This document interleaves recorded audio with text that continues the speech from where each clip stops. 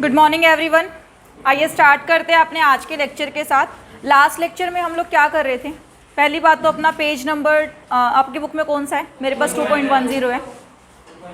2.10 2.10 ही आपका भी? ठीक है जी। पेज नंबर 2.10 के अंदर है। जो आज हमें स्टार्ट करना है उस टॉपिक का नाम क्या है? Environmental scanning. क्या करेंगे हम? स्कैन करेंगे। स्कैन करने का मतलब क्या होता है? आँखों से निकालना किसी चीज़ को। तो हम चीज़ों को आँखों से निकालेंगे। किसको निकालेंगे? एनवायरनमेंट को निकालेंगे। स्कैनिंग के बगल में लिख लेना ऑब्जर्व, और उसके बगल में लिख लेना क्या? मॉनिटर। लिख लो, बुक में नहीं है। सो स्कैनिंग करना, ऑब्जर्व करना एंड मॉनिटर करना is one of the same thing. Environment को हम क्या करने वाले हैं? स्कैन करने वाले हैं, ऑब्जर्व करने वाले हैं। कैसे करेंगे और क्यों करेंगे? सबसे पहले तो एक डेफिनेशन है हमारे पास किस चीज़ की? एनवायरमेंटल स्कैनिंग की। अब ये एनवायरमेंटल स्कैनिंग की डेफिनेशन बोलती क्या है? सेकंड पैराग्राफ है, 2 लाइन छोड़ के, उसे अंडरलाइन करना है हमें। Process by which organisation monitor their relevant environment to identify क्या? Opportunities and threats affecting their business for the purpose of taking strategic decision. क्या क्या बोला इसने? ये एक प्रोसेस है। कैसा प्रोसेस? जिसके अंदर ऑर्गेनाइजेशन क्या करेगा? मॉनिटर करेगा। मॉनिटर करेगा मतलब देखेगा। देखेगा मतलब स्कैन करेगा। किस चीज़ को? रेलिवेंट एनवायरनमेंट को, यानी कि अपने आसपास के एनवायरनमेंट को चेक करेगा। क्यों चेक करेगा? ताकि वो आइडेंटिफाई कर सके क्या क्या मेरी अपॉर्चुनिटी है और क्या मेरा थ्रेट है। अपनी अपॉर्चुनिटी और अपने थ्रेट को आइडेंटिफाई करने के लिए जो कि क्या कर रहे हैं? आपके बिजनेस को अफेक्ट कर रहे हैं। यानी कि अपॉर्चुनिटी है किसके लिए होनी चाहिए? आपके लिए होनी चाहिए। थ्रेट है किसके लिए होनी चाहिए? आपके लिए होनी चाहिए। और अपॉर्चुनिटी और थ्रेट जान के करोगे क्या? चद्दर तान के सो जाएंगे। क्या करोगे? बिजनेस में उस पर रिस्पॉन्ड करोगे, यानी कि ताकि आप अपना क्या कर सको? स्ट्रेटेजिक डिसीजन ले सको। रिस्पॉन्ड करना मतलब स्ट्रेटेजीज बनाना, स्ट्रेटेजीज बनाना मतलब अपने स्ट्रेटेजिक डिसीजन ले सको। ठीक है जी। अब इसको करने के लिए बोला कि आपको कैसे पता चलेगा मार्केट में क्या अपॉर्चुनिटीज़ आ रही हैं और क्या आ रहा है थ्रेट। तो उस चीज़ के लिए हम लोगों ने चेक किया कि हमारे पास बहुत सारी चीज़ें होती हैं। हमारे पास जो अपॉर्चुनिटीज़ आती हैं और जो थ्रेट आता है वो वन टाइम भी हो सकता है, वो कॉन्टीन्यूस भी हो सकता है, और वो क्या हो सकता है? वो मतलब कि कोई अफेक्ट भी ना करे, कुछ भी हो सकता है वो। अब वन टाइम कॉन्टीन्यूस को हमने 2 पार्ट्स में डिवाइड किया। क्या बोला? वो इवेंट भी हो सकता है और वो क्या हो सकता है? वो ट्रेंड भी हो सकता है। इवेंट और ट्रेंड में एक फ़र्क होता है। इवेंट क्या होता है हमारा? जो बस एक बार हो गया या फिर कभी कभी होता है, स्पेसिफिक ऑकरेंस। ठीक है जी। So events are important and specific occurrences taking place in different environmental sectors. Event are certain happening in internal और external organisation environment which can be observed and the track. Event क्या होता है? कभी कभी होता है, स्पेशल ओकेजन्स पे होता है, स्पेसिफिक ऑकरेंस होता है। लेकिन अगर वो इवेंट रेगुलराइज कर दिया जाए, यानी कि परमानेंट कर दिया जाए, तो वो क्या बन जाएगा? वो बन जाएगा ट्रेंड। एग्जाम्पल देखते हैं इसका। दिल्ली में ओड इवन हुआ था, कभी याद है? जब वो ओड इवन हुआ था, क्या वो रेगुलर है? हमेशा होता है। अभी भी ओड इवन चल रहा है वहाँ पे? नहीं चल रहा। तो वो क्या था? किसी स्पेसिफाइड इवेंट पे हुआ था। तो वो क्या है? आपका स्पेसिफिक ऑकरेंस है, यानी कि कभी कभी ओड इवन लगाना is the specific occurrence and is that event. वो इवेंट है। लेकिन अगर उसको रेगुलेट कर दिया जाता कि दिल्ली में चलेगा ही ओड इवन सिस्टम, यानी कि जिस दिन ओड डे होगा उस दिन इवन नंबर की गाड़ी रोड पर नहीं दिखनी चाहिए, और ये परमानेंट है कि हर रोज़ फॉलो करना है। जैसे कि हर रोज़ हमारे पास ड्राइविंग लाइसेंस होना चाहिए अगर हम ड्राइव करते हैं, तो ये कोई वो नहीं है, इवेंट नहीं है, ये आपका ट्रेंड है कि आपको रूल्स फॉलो करने हैं, लॉज फॉलो करने हैं, ट्रैफिक रूल्स फॉलो करना है। तो जो चीज़ हमारी जनरल टेंडेंसी बन जाए, रेगुलर काम बन जाए, वो होता है हमारा ट्रेंड। जो कभी कभी आए वो क्या है? Event. So trends are the general tendency or the courses of action along which event takes place. Trends are the grouping of similar or related events. Trend में क्या हुआ? उस इवेंट को ग्रुप कर दिया गया, यानी कि group of events, series of events या फिर रिलेटेड इवेंट्स को जब ऐड ऑन कर दिया गया तो वो मूव करेगा किसके ऊपर? टेंड के ऊपर। So tend to move in a direction increasing और decreasing in the strength of frequency of observation, usually suggest a pattern of change in a particular area. जो क्या बताता है कि एक सजेस्ट करता है कि पैटर्न चेंज हो रहा है, चेंज हो चुका है वहाँ पर। तो जब चेंज हो चुका होता है तो हमारा वो क्या बन जाता है? ट्रेंड। जैसे कि हमारे बिजनेस के अंदर एक है कॉर्पोरेट सोशल रिस्पॉन्सिबिलिटी, सुना है? सो कॉर्पोरेट सोशल रिस्पॉन्सिबिलिटी क्या है हमारा, कोई इवेंट है या ट्रेंड है? ट्रेंड है, हर बिजनेस को करना होता है, कंपलसरी है उसे करना। हालांकि पनिशमेंट मिले या ना मिले वो बाद में जब हम इंटर में एक्ट पढ़ेंगे तब पता चलेगा, लेकिन हर एक बिजनेस की रिस्पॉन्सिबिलिटी होती है, उसे CSR करना ही करना है। तो उसको जनरल टेंडेंसी मिल गई, एक जनरल राइज है, general rise to the problems of the economy, तो उस चीज़ को हम क्या बोलेंगे, ट्रेंड, जो रेगुलरली होता रहता है, जनरली होता है। सो ट्रेंड और इवेंट के अंदर जब भी आपके पास डिफरेंसेस आएगा तो एज इट इज़ ये लाइन पूछेगा कि what is the specific occurrence, तो क्या होगा, इवेंट। इसके अंदर बहुत घुमा फिरा के क्वेश्चन नहीं बनता, सीधा सीधा क्वेश्चन बनता है। 2 MCQ बन सकते हैं इसके अंदर। इवेंट के लिए जो मेन हाईलाइट करेगा वो होगा आपका स्पेसिफिक ऑक्यूरेंस वाला पॉइंट। ट्रेंड में जो हाईलाइट कर सकता है वो कर सकता है जनरल टेंडेंसी। उसके बाद लास्ट में है आपके पास usually suggested a pattern of change in a particular area, उस चीज़ को भी क्या कर सकता है, वो हाईलाइट कर सकता है। क्लियर? ठीक है जी। आगे है क्या हमारे पास, इश्यूज और एक्सपेक्टेशंस। इश्यूज है प्रॉब्लम्स, जब भी कुछ काम करते हैं तो दिक्कतें तो आती है, पढ़ने बैठे मन नहीं लगा, दिक्कत है, प्रॉब्लम है, तो इश्यूज आता है। इवेंट करो या ट्रेंड करो, हमारे पास इश्यूज आता ही आता है। So issues are the current concerns that arise in response to the event और ट्रेंड। कोई भी इवेंट आया, ट्रेंड आया, हमने कुछ तो एक्टिविटी की होगी, जैसे कि ओड इवन आया तो प्रॉब्लम कुछ तो आई होगी, लोगों को याद ही नहीं रहता था किस दिन ओड है किस दिन इवन है, चलान बड़े कटे, ठीक है, दिक्कतें हुई, क्योंकि जिनके पास दो गाड़ियाँ नहीं है ओड इवन नंबर की, उन्हें दिक्कत होती है, उन्हें पुलअप करके जाना होता है, तो काफ़ी सारी दिक्कतें आई। Identifying and emerging issues in more difficult. Emerging issue starts with a value shift और a change in how an issue is viewed. तो क्या होता है कि जब भी कोई नया काम करते हैं, कुछ सी काम की शुरुआत होती है, तो एक चेंज आता है लोगों के एटीट्यूड में, बिहेवियर में, रेगुलर एक्टिविटीज़ के अंदर। सो उस चेंज की वजह से एक इशू देखा जाता है, वही इशू क्या है, हमारे इश्यूज ऑफ द इवेंट्स या फिर इश्यूज ऑफ द ट्रेंड्स। तो इसको क्या बोल सकते हैं, हमारे करंट कंसर्न्स, कि कभी भी कोई काम करते हैं तो हमारा कंसर्न क्या है। ठीक है जी। अब इश्यूज़ आ गया, इश्यूज़ के बदले में क्या चाहिए हमें, पढ़ने का मन नहीं कर रहा तो मन को मनाओ, पढ़ो, फिर भी पढ़ना तो है ही, यानी कि काम तो करना ही है, इवेंट्स भी होगा और इश्यूज़ भी होगा। हमें ढूंढना क्या है, हमें ढूंढने हैं सॉल्यूशंस, यानी कि हमें देखनी है कि एक्सपेक्टेशंस क्या है। एक्सपेक्ट कौन करेगी, हमारी जनता। जनता क्या करेगी, एक्सपेक्टेशन करके डिमांड की मुझे सॉल्यूशन चाहिए। So expectations are the demands made by the interested groups in the light of their concern for the issues.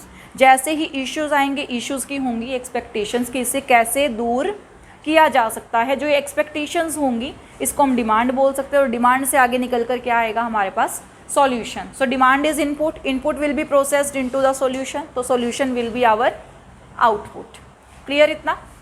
चलिए जी, तो इसी के साथ हमारा स्कैनिंग वाला पार्ट ख़त्म।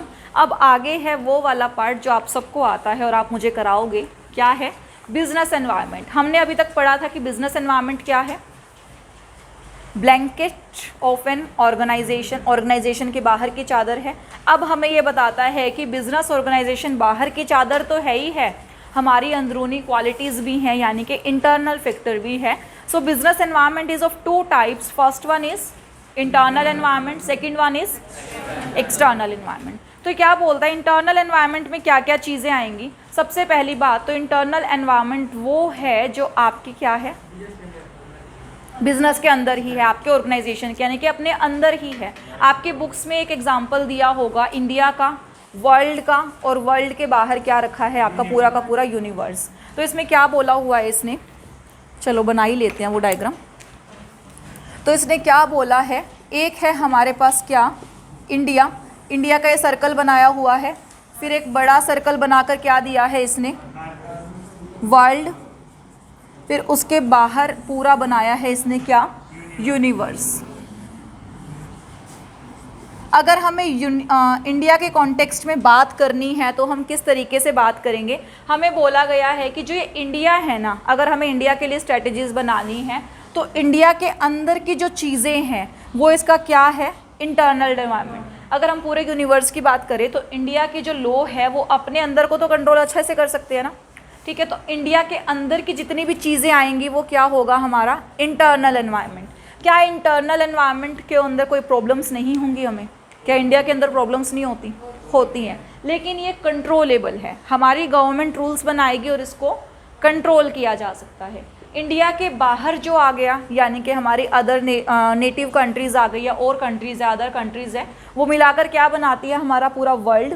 अब क्या वर्ल्ड में दिक्कत नहीं होती है, वो अफेक्ट भी करती है। किसी कंट्री ने कोई पॉलिसीज़ निकाली, जैसे चैप्टर नंबर 4 में हमने किया था, कोई भी पॉलिसीज़ निकाली तो वो या तो इंडिया के लिए फ़ायदेमंद होगी या इंडिया के लिए लॉस होगी। तो यानी कि ये वाली भी कंट्रोल्स, ये वाले भी हमारे इन्वायरमेंट को अफेक्ट करते हैं, इंडिया को अफेक्ट करते हैं। तो ये या तो निकालेंगे क्या, अपॉर्चुनिटीज़, या क्या निकालेंगे ये थ्रेट्स। तो या तो अपॉर्चुनिटीज़ आएगी या फिर आएगा थ्रेट्स। सिमिलरली क्या है हमारे पास, यूनिवर्स है। अब यूनिवर्स में अल्का पिंड, मिट्रोइड्स, पता नहीं क्या क्या आके गिरता है, ये वाला तो किसी के बस में नहीं है, गिरेगा तो गिरेगा भाई।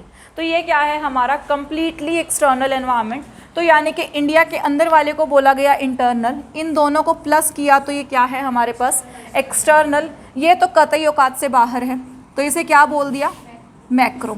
ये वाला फिर भी हम देख सकते हैं, किसी से संधि कर ली, एग्रीमेंट बना लिया, बातचीत करके, नेगोशिएशन करके देश को तो समझाया जा सकता है। जैसे हमारे मोदी जी घूमते रहते हैं, अलग अलग देशों में जाते हैं, संधि करके आते हैं, तो वो क्या करने की कोशिश कर रहे हैं, हमारे रिलेशनशिप स्ट्रॉन्ग करने की कोशिश कर रहे हैं। तो इसको फिर भी कंट्रोल किया जा सकता है बातचीत करने के लिए, एज़ कम्पेयर टू मैक्रो वाला। सो इसको हमने पार्ट बोल दिया कि है तो एक्सटर्नल ही, बट ये क्या होगा हमारे पास माइक्रो लेवल। और इंटरनल को बोला ये तो मेरे कंट्रोल में है, ये तो मेरी बाउंड्रीज़ के अंदर आता है। यानी कि internal environment is the environment which is within the boundaries, जो हमारी बाउंड्रीज़ के अंदर आएगा। So external environment is the environment which is beyond our boundaries, हमारी बाउंड्रीज़ के जो बाहर है। सो अगर मैं बात करूँ मैक्रो एनवायरनमेंट की, तो ये क्या है, ऐसा एनवायरनमेंट है विच इज़ बियॉन्ड द बाउंड्रीज़। यानी कि अगर मैं इसे लिखूँ तो बियॉन्ड बाउंड्रीज़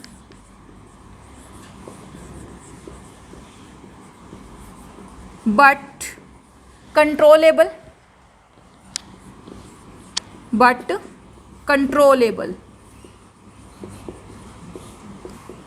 अगर मैं बोलूँ मैक्रो के बारे में, तो क्या ये भी आउटसाइड द बाउंड्रीज़ है, यानी कि क्या ये भी बियॉन्ड बाउंड्रीज़ है, क्या ये कंट्रोलेबल है, नहीं, beyond boundaries and not controllable by India या फिर by our organisation. So what is internal, which is controllable, which is within the boundaries, which is in complete control, which is micro, which is not controllable, या फिर which can be controllable। बताओ भाई, beyond या फिर which can be controllable, which can be controlled, but macro which cannot be controlled, जिसे control नहीं किया जा सकता। हाँ जी अंकुर जी, क्या हुआ, नहीं एनवायरनमेंट में घूम तो नहीं आए, यूनिवर्स में कहीं देखने चले गए उल्का पिंड। चलो जी। सो वैसे ही अगर हम इंडिया की जगह यहाँ पर पुट कर दे हमारी कोई भी कंपनी या फिर हम किसी भी ऑर्गेनाइजेशन को पुट कर दे, वो आ जाएगा इसके अंदर, ठीक है जी। अब यहाँ पर हम अपना ऑर्गेनाइजेशन डाल सकते हैं। ऑर्गेनाइजेशन मतलब हमारा बिजनेस, हमारी कंपनी, ठीक है जी। ये तो हो गया जी हमारा क्या, ऑर्गेनाइजेशन। ऑर्गेनाइजेशन के बाहर वर्ल्ड तो नहीं, बट तरह तरह के फैक्टर्स है जिन्हें क्या बोलेंगे हम, माइक्रो। उसके बाहर यूनिवर्स तो नहीं है, बट फिर भी तरह तरह के फैक्टर्स है जो कि नॉट कंट्रोलेबल है, उस एनवायरनमेंट को क्या बोलेंगे, मैक्रो एनवायरनमेंट। अब यहाँ पर वर्ल्ड पे कांटा लगा के नाम इसलिए नहीं लिखे कि बहुत सारे नाम हैं। सिमिलरली मैक्रो के अंदर भी हमारे पास बड़े सारे नाम हैं। सो ऑर्गेनाइजेशन के अंदर क्या चीज़ होती है जिसे हम कंट्रोल कर सकते हैं, हमारे खुद के बिलीव्स, कॉर्पोरेट कल्चर, हम लोगों का ऑर्गेनाइजेशन कैसे काम करेगा, सिस्टम क्या होगा, ऑपरेशंस क्या होंगे, किस किस बंदे को हम लोग रिस्पॉन्सिबिलिटी देंगे, क्या ये सारी चीज़ हम लोग कंट्रोल कर सकते हैं, कौन से रिस्पॉन्सिबिलिटी किसको देनी है। यानी कि पूरा का पूरा मैनेजमेंट फंक्शंस जो है, क्या वो बंदा, ऑर्गेनाइजेशन वाला बंदा जिसकी कंपनी है, वो कंट्रोल कर सकता है भाई मेरे बिजनेस में कौन सी चीज़ कहाँ रखी जाएगी। मैं बोलती हूँ कि लेक्चर स्टैंड यहीं रहेगा, तो क्या मेरी बात यहाँ मानी जाएगी, मानी जाएगी। ऑर्गेनाइजेशन किसकी है, हमारी है, तो हम लोग किसके बंदे हैं, इंटरनल के बंदे हैं। जिस चीज़ का ऑर्गेनाइजेशन जैसे होगा, स्ट्रक्चर कैसा होगा, क्या ये बात हमारे कंप्लीट कंट्रोल के अंदर है, बिल्कुल है। लेकिन हमारे कॉम्पिटिटर्स कैसे मूव करेंगे, क्या वो बात मेरे कंट्रोल में है, नहीं है। तो वो आ जाएगी मेरी किस में, माइक्रो के अंदर। क्यों, क्योंकि अगर कॉम्पिटिटर ने कोई नया चेंज लेकर आया तो मैं अपनी पॉलिसीज़ करके उसको कहीं ना कहीं बीट कर सकती हूँ, यानी कि उसके दिए हुए अफेक्ट को नल कर सकती हूँ, नेगेटिव कर सकती हूँ। लेकिन उन सब के ऊपर बैठे हैं हमारे गुरु, हमारे मोदी जी, हमारी पॉलिटिकल पार्टीज़। उन्होंने कहा ना कॉम्पिटिटर चलेगा ना तुम चलोगे, सारे के सारे घर बैठो। घर बैठ गए, कुछ कर पाए, कुछ नहीं कर पाए। उस टाइम पीरियड को हमने नेग्लेक्ट ही कर दिया, उस टाइम पीरियड को हमने काउंट करना बंद ही कर दिया। यानी कि जिसका हम कुछ बिगाड़ नहीं सकते, जिसके बारे में सिर्फ हम लोग मार्केट को एनालाइज ही कर सकते हैं, वो फैक्टर क्या है? मैक्रो। जिसको टक्कर दे सकते हैं वो फैक्टर क्या है? माइक्रो। और जिसको तो अपने हिसाब से चला सकते हैं वो फैक्टर क्या है हमारे पास? Internal factor. आओ जी, इंटरनल फैक्टर के अंदर इंटरनल फैक्टर का जो फर्स्ट पॉइंट है आपका, वो क्या बोलता है? Internal environment is composed of multiple elements existing within the organisation including management, current employees, corporate cultures. ठीक है जी। अब आप किसको मैनेज करते हो, किसको एम्प्लॉय करते हो, ये कंप्लीट राइट किसका है? ये कंप्लीट राइट आपका है। तो ये कौन से एनवायरनमेंट में आएगा? ये एनवायरनमेंट आएगा आपका इंटरनल एनवायरनमेंट।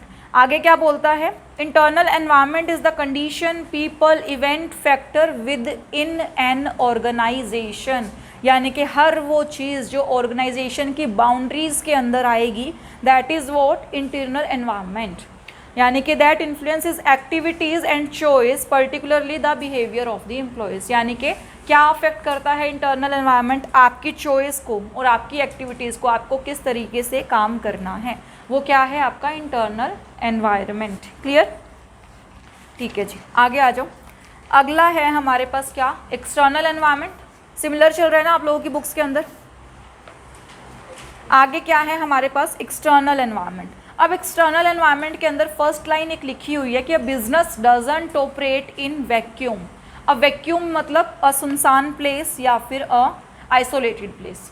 ठीक है, एक ऐसा एरिया जहाँ पर कोई नहीं है। तो हम बिजनेस कहाँ करना चाहेंगे? जहाँ कोई नहीं है, यहाँ जहाँ लोग बसते हैं, जहाँ एक दूसरे की शक्ल देखने को मिलती है, ऐसा ना लगे कि यहाँ पर क्या है, कुछ भी नहीं है, दीवारें देखता रहूँ, जंगल देखता रहूँ, सामान कोई नहीं परचेज करने आएगा जंगल में। तो आपको एक सोसाइटी में रहकर बिजनेस करना पड़ेगा। जब आप सोसाइटी में रहकर बिजनेस करोगे तो सोसाइटी में रहने वाले लोग हर तरह के होंगे। कुछ ऐसे भी होंगे जो आपका भला चाहते हैं, कुछ ऐसे भी होंगे जो आपकी टांग खींचकर आपको खींचेंगे नीचे, यानी कि आपकी दुश्मनी होगी जिनसे, या फिर जो आपका बुरा चाहेंगे। सो जितने भी लोग आसपास हैं वो आपको अफेक्ट ज़रूर करते हैं, either in the positive way और either in the negative way. So क्या बोलता है कि जो एक्सटर्नल एनवायरनमेंट है that happens outside the factory and with this the wall, यानी कि ऑफिस वॉल के बिल्कुल चिपके हुए लोग हैं। अब हमारे एक ऑफिस के अंदर, यानी कि हमारे ऑर्गेनाइजेशन के अंदर कौन लोग हैं जो बिल्कुल चिपके हुए हैं? अगर मैं बात करूं, मैं यहाँ पर दुकान खोल कर बैठी हूँ, मान लो स्टेज के ऊपर, तो मेरे इस ऑफिस के अराउंड कौन लोग चिपके हुए हैं? जो हमारे कस्टमर्स होंगे। कस्टमर बिल्कुल ऑफिस की वॉल पे चिपके हुए हैं। जैसे कस्टमर हटा तो वॉल खाली हो गई। वॉल का स्पेस मुझे अच्छा नहीं लगता, वॉल भरी रहनी चाहिए, सामने तक लाइन लगी रहनी चाहिए, चिंटू की दुकान की तरह। और जब तक वो लाइन नहीं लगी रहेगी तो क्या होगा? दिक्कत होगी। तो वो लाइन लगी रहनी चाहिए। उस लाइन को लगे रहने के लिए क्या ज़रूरी है? मेरे कस्टमर मुझसे ही सामान परचेज करें। सो जब उनको मेरे को डाइवर्ट नहीं होने देना तो मुझे उनके लिए पॉलिसीज़ बनानी पड़ेगी। चलो जी, एक बार कस्टमर हो गए मेरे जो वॉल के साथ सटे हुए। दूसरे हैं मेरे कॉम्पिटिटर जो कंसुइयाँ लेते हैं, दीवार के साथ कान लगाकर खड़े हैं कि ये क्या पॉलिसी बना रहा है, ये ऐसा क्या बेच रहा है जो हम नहीं दे रहे लोगों को। जैसे ही उन्हें यहाँ की खबरें मिली, उन्होंने सेम प्रोडक्ट अपनी दुकान में रखना स्टार्ट किया। आधे कस्टमर हटने लगे। अब मैंने क्या देखा कि कॉम्पिटिटर ने सेम प्रोडक्ट मार्केट में निकाला है। अब मैं क्या करूँ? कॉम्पिटिटर से लड़ाई करूँ, मेरा प्रोडक्ट तो नहीं निकाल सकता, या उससे बेहतर कुछ निकालूँ? उससे बेहतर कुछ निकालूँ। तो जितने भी कस्टमर डाइवर्ट हुए होंगे, क्या मैं वापस अपनी बाउंड्री में ले आऊँगी? बिल्कुल ले आऊँगी। सो दूसरा फैक्टर क्या हुआ? मेरे कॉम्पिटिटर, जिनको मुझे कंट्रोल करना पड़ेगा, जिनको अपनी लिमिट्स याद दिलानी पड़ेगी कि तुम मुझसे पंगा मत लो, तुमसे बहुत आगे हूँ या बहुत ज़्यादा पढ़ी लिखी हूँ।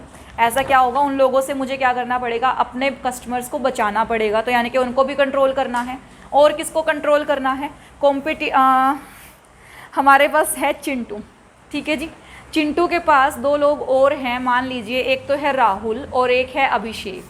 ठीक है, अभिषेक और राहुल ने दो अलग अलग बिजनेस किए हुए हैं। ठीक है, अब इनको सामान बनाना तो आता है, बेचना नहीं आता।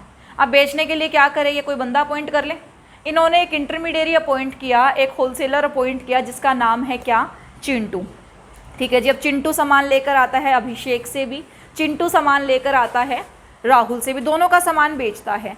पर है ना इसकी राहुल से थोड़ी बिगड़ी हुई है, मतलब राहुल को अच्छा पसंद नहीं करता चिंटू, ठीक है। तो इसने क्या किया, दुकान में सामान तो बेचता है, कस्टमर मांगता है राहुल वाला प्रोडक्ट दिखा देता है, ठीक है। फिर बाद में बोलता है भाई साहब एक बात बताऊं, ये वाला प्रोडक्ट ले जाऊं, जो कि किसने बनाया था, अभिषेक ने बनाया था, कि ये वाला प्रोडक्ट ले जाओ भाई साहब ये बड़ा अच्छा है, राहुल वाला मत लेकर जाओ। क्यों, वो अच्छा नहीं है। क्यों नहीं अच्छा, क्योंकि इसको पसंद नहीं है। कुछ भी दिक्कत हो सकता है, यानी कि हमारे इंटरमीडिएरीज जो हैं क्या वो हमारी वाट लगा सकते हैं, हमसे सामान लेकर हमारे ही सामान की मार्केट पीट सकते हैं, तो उनको भी खुश रखना। अब अगर राहुल ने चिंटू से पूछा होता भाई क्या दिक्कत है, पैसे कम दे रहा हूँ तेरे को, मार्जिन कम दे रहा हूँ, ये क्या प्रॉब्लम है बता, अगर इन्होंने आपस में सॉर्ट आउट कर लिया होता, नेगोशिएट कर लिया होता, क्या चिंटू उसके प्रोडक्ट की बुराई करता, नहीं करता। तो यानी कि इंटरमीडिएरी को भी पटाना हमारी जिम्मेदारी है। तो जितने भी फैक्टर्स हमारे आसपास जुड़े होते हैं वो कंट्रोलेबल होते हैं, बस पटाना आना चाहिए, पटाना आना चाहिए, मतलब मनाना आना चाहिए उनको, ठीक है जी। सो क्या बोलता है, हमारे एनवायरनमेंट के अंदर दो फैक्टर्स है, दो में से माइक्रो और मैक्रो। माइक्रो की बात हम करते हैं, उसके पास आपके नीचे यहाँ पे ऑरेंज कलर के 4 डब्बे बने हुए होंगे, एक में लिखा होगा स्ट्रेंथ, एक में लिखा होगा वीकनेस, एक में लिखा होगा अपॉर्चुनिटी और एक में लिखा होगा थ्रेट। क्लियर है ये 4 डब्बे। आओ जी इस 4 डब्बे में अंडरलाइन कर लेते हैं। पहले 4 डब्बे में से पहला डब्बा है स्ट्रेंथ का, ताकत का। ताकत क्या होती है, ताकत कोई दूर से देकर जाता है विरासत में या खुद ही बनानी पड़ती है, खुद ही बनानी पड़ती है। अब आपको अपनी बॉडी स्ट्रॉन्ग करनी है तो आपकी बॉडी के अंदर कैपेसिटी होनी चाहिए उसे स्ट्रॉन्ग करने के लिए, तभी बॉडी बनेगी, तभी डोले शोले बनेंगे जी चिंटू जी, है चिंटू।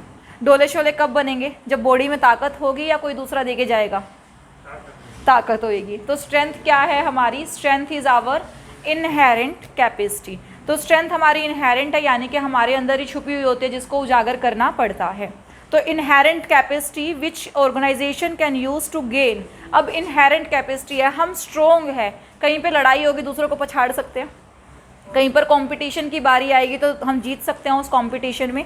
यानी कि कंपटीशन का एडवांटेज लेना है, स्ट्रेटेजिक एडवांटेज लेना है, तो हमारे पास क्या होनी चाहिए, इनहेरेंट कैपेसिटी। इसमें अंडरलाइन करो द वर्ड इनहेरेंट कैपेसिटी और last word strategic advantage. So inherent capacity can be used to take strategic advantage over competitor, ठीक है जी। चलिए जी, इसके अंदर अगर आपका एमसीक्यू आ सकता है तो ये भी बोल सकते हैं कि strength is the capacity which can be raised या फिर विच कैन बी बोरोड। तो बोरोड नहीं होगा, इनहेरेंट होगा। हर बंदे की अपनी स्किल्स होती हैं, अपनी पावर्स होती हैं और वो हर बिजनेस की इनहेरेंट होती है, कोर फीचर्स बोल सकते हैं इस चीज़ को आप। नेक्स्ट क्या है हमारे पास, नेक्स्ट इज़ वीकनेस। अब ये भी इनहेरेंट होती है, कोई दुबला पतला बेचारा नाजुक सा जिसको जल्दी चक्कर आ जाते हैं, क्यों भाई मनोज, जिसको जल्दी चक्कर आ जाते हैं, थोड़ा सा चलता है फिर थक जाता है, तो वो क्या है, इनहेरेंट ही है। सो क्या है हमारे पास, weakness is also an inherent limitation या फिर कॉन्स्टेंट, जो हमारे अंदर ही छुपी हुई है वो चीज़ें क्या हैं, हमारी वीकनेस हैं। और वीकनेस से क्या होगा, हमें कहीं पर लड़ना भिड़ना पड़ गया तो हड्डियाँ तुड़वा कर आएंगे, यानी कि हमारे पास स्ट्रेटेजिक डिसएडवांटेज होगा, किसका, वीकनेस का, ठीक है जी। अगला आ जाओ, अगली क्या है हमारे पास, अपॉर्चुनिटीज़। अब अपॉर्चुनिटी क्या होती है, अपॉर्चुनिटी मौका, अवसर, उस मौके पे क्या करना है, हमें चौका मारना है। सो मौके पे चौका मारने के लिए हमारे पास क्या होनी चाहिए, स्ट्रेंथ होनी चाहिए। सो अपॉर्चुनिटी को ग्रैब करने के लिए हमारे पास किस चीज़ की रिक्वायरमेंट है, स्ट्रेंथ की। अपॉर्चुनिटी को गंवाने के लिए क्या होना चाहिए, बंदा वीक होना चाहिए। सो अपॉर्चुनिटी देगा आपको एक favourable condition in an organisations environment which enable it's consolidate and strengthen its position. So strength जो है, अपॉर्चुनिटी जो है वो क्या है, फेवरेबल कंडीशन, जिसने मौका क्या दिया आपको, और स्ट्रेंथी होने का, और अपनी पोजीशन को स्ट्रेंथन करने का, मार्केट में पब्लिक इमेज क्रिएट करने का, ग्रोथ करने का मौका दिया, ठीक है जी। सिमिलरली क्या है हमारे पास, क्या, थ्रेट। अब थ्रेट उसका अपोजिट है, थ्रेट क्या होगी, फेवरेबल या unfavourable, unfavourable conditions. Unfavourable condition क्या देती है, हमेशा रिस्क देती है, डैमेज देती है, थ्रेट देती है हमें कि भाई तू डूबने वाला है, तू बर्बाद होने वाला है, तेरे बस की नहीं है क्योंकि तू वीक है, या फिर तेरे बस की नहीं है ये कैपेसिटी को इन्हेंस करना। तो वो क्या देती है, हमें थ्रेट देती है, ठीक है जी। सो थ्रेट, स्ट्रेंथ, वीकनेस, ये सब समझ में आया। उसके बाद आगे आओ, एक चेन से बनाई होगी, स्वॉट लिखा होगा जिसके ऊपर SWOT, एक चेन बनाई है इसने, उस चेन के ऊपर आ जाओ।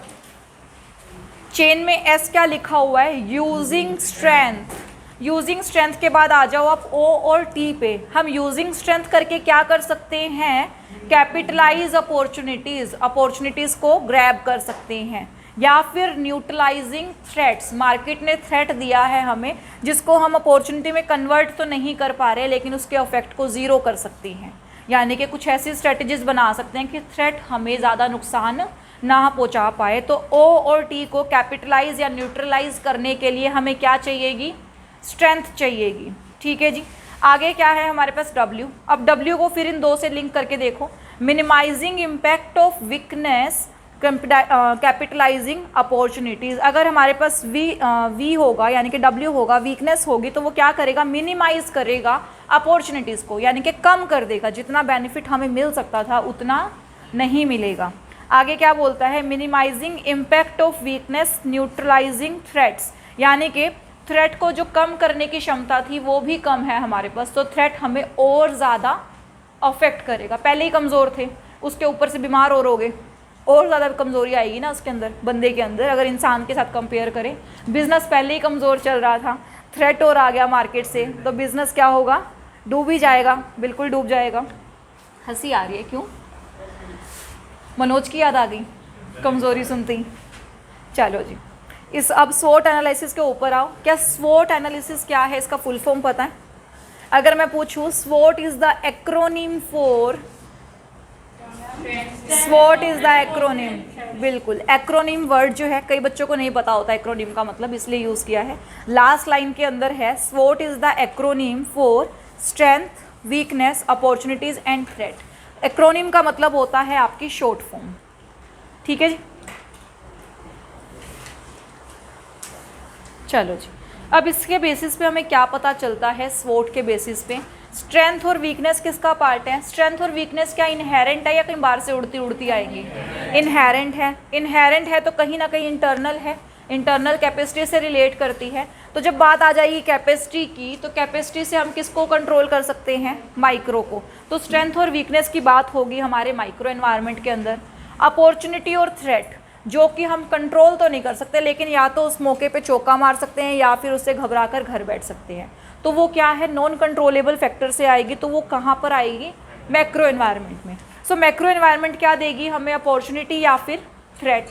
अब उस अपॉर्चुनिटी को बदलना है मौके में या नहीं बदलना है, ये डिपेंड करेगी ऑर्गेनाइजेशन की अपनी स्ट्रेंथ या फिर अपनी वीकनेसेस। ठीक है, इसीलिए वो हो गया हमारा माइक्रो एनवायरनमेंट का पार्ट, क्योंकि micro environment can be controllable. जितनी भी अपॉर्चुनिटीज़ आएगी, जितने भी थ्रेट्स आएंगे, उसको या तो हम क्या करेंगे, ग्रैब करेंगे, कंट्रोल करेंगे, या फिर छोड़ देंगे ऐसे ही, जा भाई कोई दिक्कत नहीं, हमें नहीं चाहिए, बहुत पैसा है मेरे पास। ठीक है, अब क्या है हमारे पास माइक्रो और मैक्रो। अब माइक्रो और मैक्रो में सीधी जंग है। पहली बात तो एनवायरनमेंट क्या होता है, जिसमें सब कुछ हो, यानी कि जो भी चीज़ हमें अफेक्ट कर रही है जिसके अंदर सब कुछ हो। अब जो चीज़ हमें अफेक्ट कर रही है ना, उसको हमने दो पार्ट्स में डिवाइड कर दिया। दो पार्ट्स क्या, माइक्रो और मैक्रो। अब माइक्रो को मैं ये कहती हूँ कि जो मेरे रोज़मर्रा के काम में टांग अड़ाते हैं ना, मेरे कॉम्पिटिटर, मेरे कस्टमर, वो आते हैं मेरे माइक्रो एनवायरनमेंट में। यानी कि क्या ये मेरे डे टू डे फंक्शन को अफेक्ट करेंगे।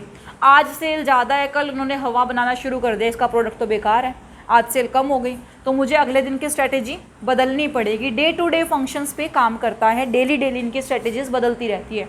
यानी कि शॉर्ट टर्म स्ट्रैटेजीज बनाते हैं यहाँ पे, और वो रेगुलर बेसिस पे बदलती रहेगी। So factors which directly affect the day to day functioning of the firm is known as micro environment. ये क्वेश्चन एज इट इज़ आया था आपके MCQ के अंदर, आपके ICI के क्वेश्चन पेपर में, माइक्रो वाला एज इट इज़ लाइन आई थी, और बताओ ये किसका पार्ट है। तो फिर हम पढ़ते हैं ना कि डे टू डे फंक्शनिंग, ये तो इंटरनल का पार्ट होना चाहिए, और हम उसमें इंटरनल एनवायरनमेंट टिक करके आ जाते हैं। और जैसे कुछ नहीं समझ में आता, वो बेसिक एनवायरनमेंट का ऑप्शन टिक करके आ जाता है। तो यहाँ पर आपका ऑप्शन क्या आएगा, एनवायरनमेंट, इंटरनल एनवायरनमेंट, माइक्रो या मैक्रो। ये चार ऑप्शन आते हैं और इसमें से आपको एक चूज़ करना पड़ता है। जिस बच्चे को लाइन टू लाइन याद होगा वो तो माइक्रो करके आएगा, जिस बच्चे को याद नहीं होगा वो 110% इसका इंटरनल टिक करके आता है, जो कि आपका गलत हो जाएगा। ठीक है जी। आगे क्या होता है अपना, आगे है हमारे पास macro. So macro decides the overall direction of the form, यानी कि मैक्रो क्या सबके ऊपर काम करेगा, जनरल मेथड है, जनरल पॉसिबिलिटीज़ आएंगी, जनरल आपके ऊपर थ्रेट्स आएंगे, तो ये हर एक को ओवरऑल डायरेक्शन देता है कि अब कैसे काम करना है पूरे बिजनेस को, डेली डेली की नहीं, ओवरऑल डायरेक्शन कि अब किस डायरेक्शन में मूव करना है, जैसे कौन सा मोड चूज़ करना है, ऑनलाइन मोड चूज़ करना है, फिजिकल प्लेटफॉर्म यूज़ करना है, वो सारे के सारे मोड्स आपको कौन बताएगा, मैक्रो वाला बंदा। ठीक है जी। उसके बाद आ जाओ आप micro environment. So micro environment is specified environment और नॉट, क्या वो इंडस्ट्री स्पेसिफिक है micro environment, business specific, industry specific? क्या माइक्रो एनवायरनमेंट जो ए लिमिटेड को अफेक्ट कर रहा है, क्या सेम अफेक्ट बी लिमिटेड पे भी डालेगा? दो ऑर्गेनाइजेशन है, ए लिमिटेड और बी लिमिटेड, माइक्रो मैक्रो करेगा। क्या माइक्रो एनवायरनमेंट हर एक बिजनेस का अलग होगा, यूनिक होगा? बिल्कुल। तो हर एक का यूनिक होगा तो वो स्पेसिफिक एनवायरनमेंट होगा, इंडस्ट्री वाइज एनवायरनमेंट होगा। ठीक है जी। अब माइक्रो कैसे कैसे आपको अफेक्ट कर सकता है, मान लीजिए कि चिंटू ने अपनी फैक्ट्री में बड़े सारे एम्प्लॉयज़ लगाए हैं, ठीक है, इसने एक दिन सैलरी नहीं दी, वेजेस नहीं दिए एम्प्लॉय को, अगले दिन आएंगे एम्प्लॉयज़? नो, एम्प्लॉयज़ का मुंह सूझ जाएगा। एक दिन एम्प्लॉयज़ को क्या किया इसने ना, 100 रुपये एक्स्ट्रा दे दिया हर एक एम्प्लॉय को बोनस के तौर पे, बड़े अच्छा काम किया तुमने, 100 रुपये एक्स्ट्रा लेके जाओ। अगले दिन वो टाइम से पहले आके खड़े होंगे कि ये मालिक तो अच्छे हैं, ये हमें बोनस देते हैं रोज़ रोज़। तो क्या होगा, एम्प्लॉयज़ को कंट्रोल किया जा सकता है। सो एम्प्लॉयज़ को कंट्रोल करने की टेक्निक भी आपकी माइक्रो के अंदर आएगी। आपके कॉम्पिटिटर को कंट्रोल करने की टेक्निक किसके अंदर आएगी, आपके माइक्रो के अंदर आएगी। और क्या आएगा, कस्टमर जो बहुत जल्दी भटक जाता है, कहीं से सस्ता मिला, बढ़िया मिला, वो तभी भटक जाएगा। सो कस्टमर एक ऐसा फैक्टर है जो बहुत जल्दी क्या करता है, शिफ्ट हो जाता है, बहुत जल्दी भटक जाता है। सो कस्टमर को अफेक्ट करने के लिए भी क्या हमें माइक्रो एनवायरनमेंट में यानी कि माइक्रो टेक्निक्स बनानी पड़ेंगी ताकि वो मेरा शिफ्ट ना हो। ठीक है जी। पैसा कहाँ से आएगा, अगर इंटरनल पैसा है, प्राइवेट पैसा है तो वेल एंड गुड, दूसरों से मांगा हुआ पैसा है तो क्या वो भी थ्रेट है? बिल्कुल थ्रेट है। कभी भी बिजनेस बेच देगा, अड़के खड़ा हो जाएगा, ला पैसे वापस कर, मैं तो नहीं देता तेरे को पैसे। तो पैसा अगर बाहर से लिया है तो भी हमारे लिए क्या है, वो रिस्क है और माइक्रो एनवायरनमेंट के अंदर कवर होगा। इंटरमीडिएरीज, चिंटू जैसे जो अभिषेक और राहुल से दोनों से सामान लेते हैं और बेचते किसी एक का हैं, क्या वो भी हमारे लिए थ्रेट है? बिल्कुल थ्रेट है। सप्लायर्स हमारे आज माल देने से मना कर दें या फिर हमारा माल बेचने से मना कर दें, तो वो सब भी क्या है, हमारे लिए थ्रेट हैं। ठीक है जी। अब माइक्रो एनवायरनमेंट के अंदर हम फैक्टर पढ़ लेते हैं, मैक्रो को नहीं पढ़ेंगे अभी इसके अंदर। माइक्रो में आ जाओ। माइक्रो को हम और क्या बोल सकते हैं, टास्क एनवायरनमेंट बोल सकते हैं। टास्क मतलब पर्टिकुलरली इवेंट के ऊपर काम करता है। सो टास्क एनवायरनमेंट को क्या कर लो, अंडरलाइन कर लो। Micro environment, elements of micro environment, yes 2.11 page number, हाँ जी पेज नंबर नहीं, पेज नंबर बताओ कौन सा है? 2.16 पेज पे आपका टॉपिक नंबर है 2.11। ठीक है जी। तो क्या बोलता है माइक्रो एनवायरनमेंट के अंदर, टास्क एनवायरनमेंट है ये, अफेक्ट करेगा business and marketing in the daily operation level. ये पढ़ चुके कि डेली ऑपरेटिंग लेवल पे करेगा। ठीक है जी। क्या करेगा ये, पहली बात तो है हमारे पास कंज्यूमर और कस्टमर। क्या कंज्यूमर और कस्टमर सेम होते हैं? नहीं, अलग अलग होते हैं। क्या डिफरेंस है कंज्यूमर और कस्टमर में? Customer is the one who buys product और consumer is the one who uses the product. अगर मैं कोई प्रोडक्ट खरीदती हूँ, मान लो मेरा होलसेल का काम है, ठीक है, मैं खरीदती हूँ प्रोडक्ट रिया लिमिटेड से, तो क्या रिया लिमिटेड के लिए मैं क्या हूँ, कस्टमर हूँ या कंज्यूमर हूँ? कस्टमर हूँ, क्योंकि मैं जो उनसे सामान परचेज कर रही हूँ वो किस लिए परचेज कर रही हूँ? रीसेल के लिए। मैं खुद यूज़ नहीं कर रही, तो मैं कस्टमर हूँ उस चीज़ के लिए। ठीक है। अब मैंने वो सामान मान लो चिंटू को बेचा और चिंटू ने खुद की कंजम्पशन के लिए लिया। मान लो उसमें बड़े सारे परफ्यूम्स थे, अच्छे अच्छे महंगे महंगे, चिंटू ने परचेज़ किए, रोज़ महकता घूमता है, तो चिंटू क्या है? कंज्यूमर है। सो कंज्यूमर इज़ द वन वो अल्टीमेटली कंज्यूम द गुड या फिर यूज इज़ द गुड। अच्छा, कंज्यूमर बेस बड़ा होता है या कस्टमर बेस बड़ा होता है? कस्टमर, खरीदने वाले लोग ज़्यादा होते हैं और यूज़ करने वाले कम होते हैं।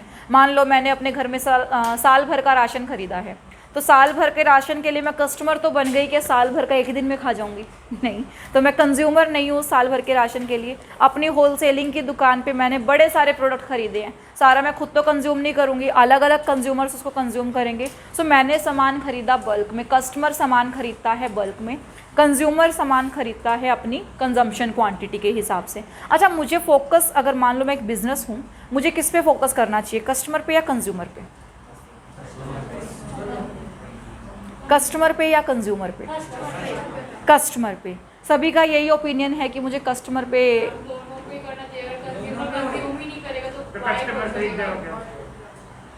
बिल्कुल, हमारा जो मेन फोकस है वो रहेगा कंज्यूमर पे। अगर मैं बात करूँ एडवर्टाइजमेंट की, मैं अपने प्रोडक्ट को मार्केटाइज करना चाहती हूँ, अगर मुझे प्रोडक्ट किसी को दिखाना है ना, तो अल्टीमेट यूज़र को दिखाना चाहिए। यूज़र को अच्छा लगेगा, वो डिमांड रेज करेगा, तो कस्टमर अपने आप बाय करेगा ना जाके। तो जब आपका कंज्यूमर सेटिस्फाइड है किसी प्रोडक्ट से, तभी जाकर उसकी डिमांड आएगी। कस्टमर क्यों परचेज़ करता है? किसी ना किसी ने तो यूज़ करना है। मान लो ये वैभव ने कोई प्रोडक्ट खरीदा है, लेकिन उसे अपनी गर्लफ्रेंड को गिफ्ट करना है, और वो लड़की जो है वो प्रोडक्ट यूज़ ही नहीं करती, तो क्या अगली बार खरीदेगा ये? कस्टमर तो बेकार हो गया ना। कस्टमर पे फोकस करने की तो बात ही नहीं है, उसे पता ही नहीं कि अगली क्या यूज़ करेगी और क्या नहीं यूज़ करेगी। या मान लो अपनी मम्मी के लिए कोई प्रोडक्ट लेकर जाना है, तो क्या हो गया? अरे हंसो ना भाई, मम्मी के लिए लेके जा रहा है अगला। मम्मी के लिए कोई प्रोडक्ट लेकर जाना है, तो जो कंज्यूमर मांगेगा वही कस्टमर परचेज़ करेगा। तो कस्टमर के ऊपर फोकस करने की बजाय किस पे फोकस करो? कंज्यूमर पे। उसको यूजेस बताओ, भाई ये प्रोडक्ट नहीं वो प्रोडक्ट ले, वो नहीं वो ले। तो जैसे जैसे वहाँ पर प्रोडक्ट चेंज होगा, कस्टमर का क्राइटेरिया अपने आप ही चेंज हो जाएगा। अगर मैं बात करूँ नंबर्स की, तो डेटाबेस किसका बड़ा है? कस्टमर का। अगर मैं बात करूँ फोकस की, तो एडवर्टाइजमेंट फोकस या मार्केटिंग फोकस रहेगा किसके ऊपर? कंज्यूमर के ऊपर। तो दोनों तरह से आपको स्ट्रेटजीज बनानी होंगी। कस्टमर की डिमांड भी फुलफिल करनी है, और अपने नए प्रोडक्ट को मार्केटाइज करने के लिए आपकी अप्रोच कैसी होनी चाहिए? कंज्यूमर ओरिएंटेड अप्रोच होनी चाहिए। ठीक है जी। अच्छा, एक बात बताओ, एक बिजनेस है, उसको कस्टमर बनाने हैं। कस्टमर दो तरीके से बनाए जा सकते हैं, एक तो सीधे तरीके से, और एक उंगली टेढ़ी करके उल्टे तरीके से। उल्टे तरीके से कस्टमर बनाते हो तो क्या वो टिकता है लंबे टाइम तक? तो आपको क्या करना चाहिए? कस्टमर को क्रिएट करना चाहिए या रिटेन भी करना चाहिए? रिटेन भी करना चाहिए। तो बस यही बात हमारे पीटर ड्रकर साहब ने बोली है फर्स्ट लाइन में, जिसे अंडरलाइन कर लेना। According to Peter Drucker, the aim of the business is, क्या होगा उसका? क्रिएट करना एंड रिटेन करना। किसको? कस्टमर को। सो कस्टमर कौन है? कस्टमर वो लोग हैं जो आपको पैसा देके जाएंगे। किस चीज़ के लिए पैसा देके जाएंगे? सामान को परचेज करने के लिए। ठीक है जी। सो customer may or may not be consumer. Is this statement true or false? Customer may or may not be a consumer. True है। ठीक है जी। So consumer is the one who ultimately consumes or uses the goods. इन line को underline करना है जो मैं रिपीट कर रही हूँ। ठीक है जी। आगे आ जाओ। सेकेंड लाइन है इसके अंदर, a consumer occupies the central position in the marketing environment. Centre of attraction कौन है? कंज्यूमर के कस्टमर। कंज्यूमर। सारे काम किसके लिए किए जाते हैं? कंज्यूमर के लिए। प्रोडक्ट किसके लिए बनाया जा रहा है? अल्टीमेटली कंज्यूमर के लिए। कस्टमर तो एक मतलब अपना डिस्ट्रीब्यूटर लेवल हो गया ना, कि वो सामान खरीद के कंज्यूमर तक पहुंचा रहा है। So marketer has to closely monitor and analyse changes in the consumer taste and preference and their buying habits. अब कंज्यूमर को जो सामान परचेज करता है, क्या परचेज करना चाहता है, क्या उसका ओपिनियन है, क्या उसका टेस्ट है, क्या उसका प्रेफरेंस है, वो उन सब चीज़ों को क्या करेगा? चेक करेगा। अरे बिज़नेस सामान बेचने के लिए कंज्यूमर को देखेगा नहीं क्या मेरा कंज्यूमर कैसा है? मेरा कंज्यूमर पढ़ाकू है, वहाँ पर आईफोन का, टैबलेट्स का, या फिर वहाँ पे एंटरटेनमेंट वाली चीज़ों का क्या काम? किताबों से रिलेटेड चीज़ें बेचो, जहाँ मेरे सीए वाले बच्चे रहते हैं। जहाँ तुम रहोगे वहाँ पर कहाँ जाओगे? मोह माया है वो सब। तो तुम्हें बेचे अच्छी अच्छी लॉ की किताब, राइटिंग के तरीके, किताबें बेचे बढ़िया बढ़िया, टेक्निक्स बेचे, अच्छे अच्छे कैलकुलेटर लेकर आए, टेक्निकल कैलकुलेटर लेकर आए, वो तो काम के भी तुम्हारे। मूवीज़ ले आए, बताओ क्या काम की तुम्हारे? है काम की? टाइम पास के लिए। टाइम पास क्यों करना है तुम्हें? टाइम है तुम्हारे पास टाइम पास का? अभी नहीं है ना। सीए वाली मार्केट के लिए पढ़ाई वाला सामान आएगा, एंटरटेनमेंट का नहीं आएगा। तो हमारे कंज्यूमर को क्या चाहिए? सिर्फ पढ़ाई वाला सामान चाहिए। सीए बन ठीक है भाई, ठीक है। तो चलो इस कंज्यूमर तक हमने कंप्लीट किया है। कंज्यूमर तक आपको लाइन टू लाइन कंप्लीट करना है, ठीक है। एक एक लाइन पढ़ना है इसकी। मैं भले ही ओवरव्यू कराऊँ, तुम्हें लाइन टू लाइन पढ़ के आना है। डाउट आने चाहिए तुम्हारे, इतना डीपली पढ़ना है। अभी आपने जो एम्प्लॉयज का एग्जांपल था वो माइक्रो इन्वायरमेंट में लिया था, तो वो इंटरनल इन्वायरमेंट में आएगा। एम्प्लॉयज़ जो हैं, एम्प्लॉयज़ को पैसे ना दो तुम 2 दिन, मुँह सूझेगा नहीं सूझेगा उनका। एम्प्लॉयज़ को कहीं और से अच्छी अपॉर्चुनिटी मिल जाए, शिफ्ट हो जाएंगे। अगर मान लो पहले सृष्टि ने कोई एम्प्लॉय, सृष्टि लिमिटेड ने कोई एम्प्लॉय अपॉइंट किया हुआ है, अच्छी खासी सैलरी दे रही है, ठीक है, वो वहाँ पर टिका हुआ है। जैसे ही रिया लिमिटेड ने उसको अच्छा ऑफर दिया, बढ़ाकर पैकेज दे दिया, हाइक दे दिया, क्या वो शिफ्ट करने की सोचेगा? करे या ना करे वो उसकी अपनी ओपिनियन है। फर्क भी होता है, जैसे ना इंटरनल एनवायरनमेंट जो होता है ना, कई बुक्स वाले ना इंटरनल एनवायरनमेंट को माइक्रो में डालते हैं। हाँ, इसका भी फर्क। कई बुक वाले इंटरनल एनवायरनमेंट को माइक्रो में डालते हैं।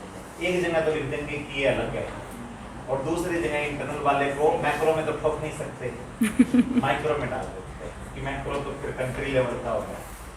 ठीक है, चलो अच्छे से पढ़ना है इसको लाइन टू लाइन, ठीक है। Thank you.